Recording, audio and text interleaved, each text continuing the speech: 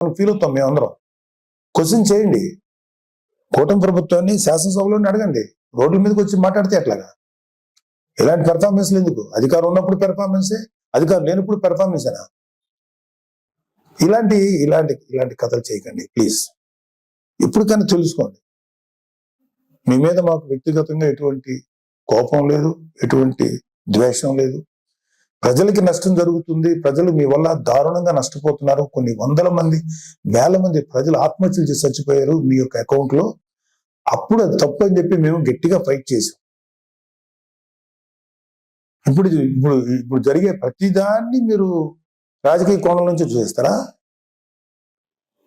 ప్రతి చావుని, ప్రతి చిన్న సైజు గొడవలు ఏదైనా సరే మీకు దుర్మార్గమే ఇదిగా కనపడతాయా? మీకు రాజకీయ కోణంలో కనపడతాయా?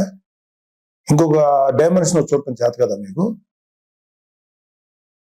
చేయండి. నేను ఇప్పటికైనా సరే మీరు గట్టిగా ఫైట్ చేయండి. కూటమిలో కనుక ఏదన్నా తప్పులు జరిగితే తప్పులు నిలదీయండి. అంతేగాని దొంగ మాటలు, దొంగ కబుర్లు, పిచ్చి కబుర్లు చెప్పకండి.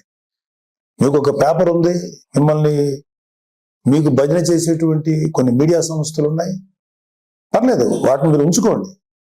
కానీ మాట్లాడేదానికి, లేకపోతే మీరు ఏదైనా ఒక వ్యక్తిని నేరస్తుడిగా చేసేదో, లేకపోతే ఒక వ్యక్తిని రెస్పాన్సిబుల్ గా చేసేదానికి ఒక ఇంగితంగా, ఒక సెన్సిబుల్ గా ఉండాలి.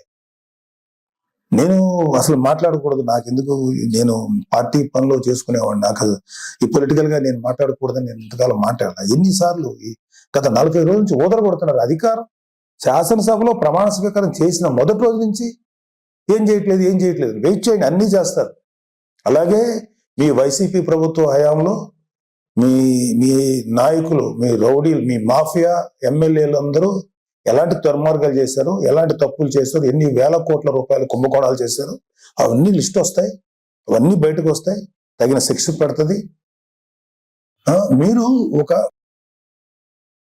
మీ సొంత బాబాయ్ చనిపోతే కనీసం రెస్పాన్స్ లేని మీరు ఎలా మాట్లాడతారండి? ప్లీజ్, ఇది కరెక్ట్ పద్ధతి కాదు. ఇప్పటికైనా నేర్చుకోండి, ఇప్పటికైనా తెలుసుకోండి.